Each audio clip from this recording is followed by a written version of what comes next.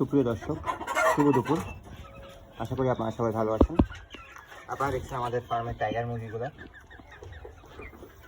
এই যে দেখুন, এখানে কিছু টাইগার মুরগি আছে, কিছু সোনালি হাইব্রিড মুরগি আছে। আবার ডিমের জন্য মুরগিকে সবসময় লেয়ার 1 খাওয়াবেন। আর যখন আপনাদের মুরগির বয়স 0 দিন থেকে 1.5 মাস পর্যন্ত থাকবে, তখন চেষ্টা করবেন যে সোনালি স্টার্টার খাবারটা খাওয়ানোর জন্য। স্টার্টার খাবারটা খাওয়াবেন যাতে করে প্রোটিন, বয়লার স্টার্টার খাবারটা খাওয়াবেন না, এতে করে মুরগির চলে আসে, চর্বি চলে আসে। যদি আপনারা ডিমের জন্য করেন তাহলে অবশ্যই সোনালি স্টার্টার খাওয়াবেন। 1.5 মাস পর থেকে আপনারা সাড়ে 4 মাস পর্যন্ত আপনার গ্রোয়ার খাবারটা খাওয়াবেন, সোনালি গ্রোয়ার অথবা লেয়ার গ্রোয়ারটা খাওয়াবেন।